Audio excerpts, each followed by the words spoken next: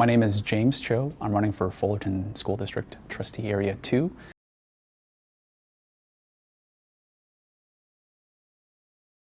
Yeah, so the first thing that comes to mind when it comes to what Fullerton School District did right is I remember growing up having to translate a lot of materials into English. I'm a Korean person.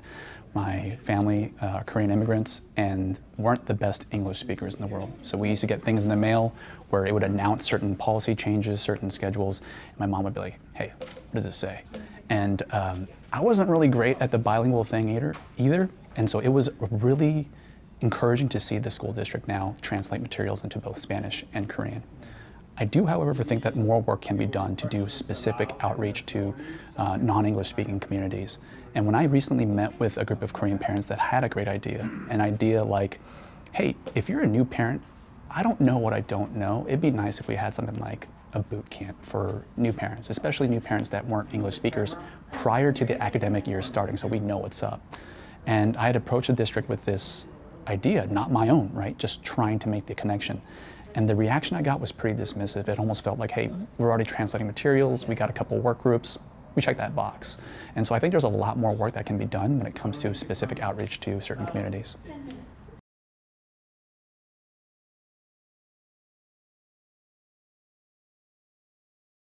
I think the biggest barrier to success for Fullerton children are simply the overcrowded classrooms and the overworked teachers. We hear this term a lot in the business world, which is simply to just do more with less. And that is what we're asking a lot of Fullerton teachers to do. We're asking them to buy their own materials. We're asking them to be not just a teacher of academics, but also a counselor to children. We're asking them to deal with some of the behavior issues that we've seen manifest themselves as we start leaving the pandemic. We're asking the teachers to do a lot, and we're not providing them a lot of resources. And it's troubling to me that the administration seems to not be willing to work as closely with the teachers to find a better way forward instead of just making them ask, or instead of asking them to do more with less.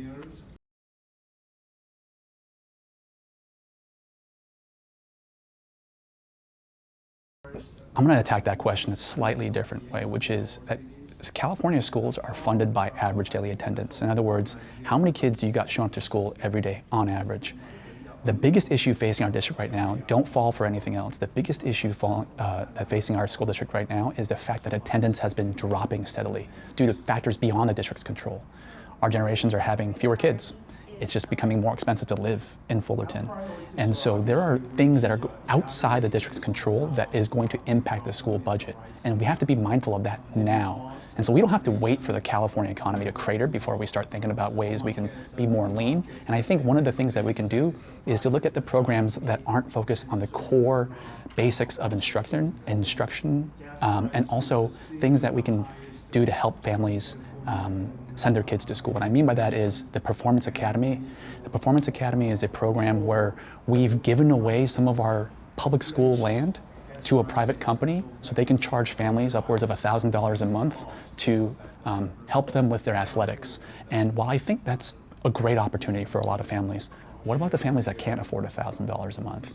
This seems unfair, especially since the children whose families could afford $1,000 a month are going to be using that public school property right next to the families, the kids who belong to families that couldn't afford it. And the administrative overhead to administer a program like that is one of the first things I would take a look at if budget was getting tight.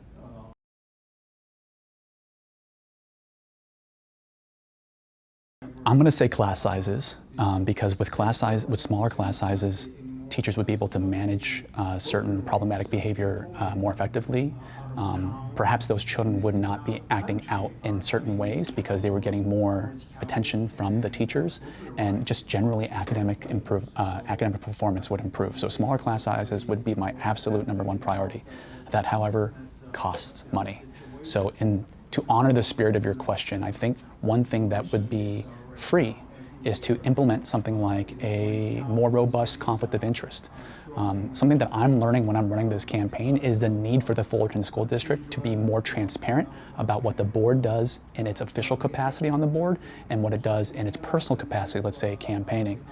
And so we have a close relationship between candidates and the administrators, and the candidates, when they're in their official capacity as members of the board, have to provide oversight over these non-elected administrators.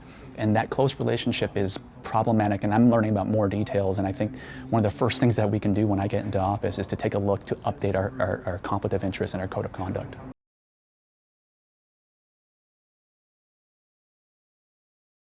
My most notable endorsement, so I've been endorsed by teachers, parents who have children now going through the schools, parents whose children have long since graduated, out-of-town friends who are just excited that one of their boys is running for office, right? But the endorsement that I'm most proud of is a teacher from Sunset Lane, Mrs. Sarah Sparrow. And one of the reasons why I'm most proud of this endorsement is because what she did was brave. She was a teacher at a school that is currently being overseen by the incumbent, and she's just ready, she's fed up, she's ready for a change. And I think it was brave of her to stand up, despite what might happen if I lose the election, to stand up for what she believes in, and it's that kind of bravery that inspires me.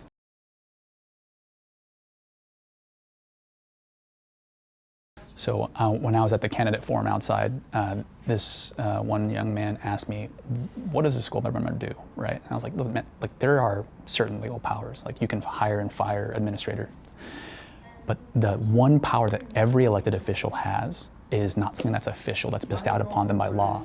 It's inherent to their responsibility as an elected official, and it's to shed light on a problem. It's to shed light on an issue.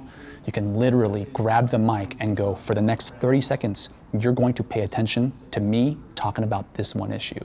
And I think access issues, like access to the same quality public education for special needs children and people with individualized needs, is one of the things that I have not really seen come from that board. And so one of the things that we can do as elected members of the board is to grab the mic and seize the attention of the administrators that we're charged with overseeing and going, I want you to tell me what you're doing to improve access for these children. On top of that, I think we could certainly implement earlier, more consistent screening for certain special needs and certain disabilities. And I think another person that you can talk to, if you haven't talked to yet, is another candidate, Vanessa Australia. She's the one who raised the issue that in Fullerton School District, Latino children are being disproportionately flagged for special needs and certain disabilities. And I think it's an issue that is worth digging into, and so you should definitely talk to her too.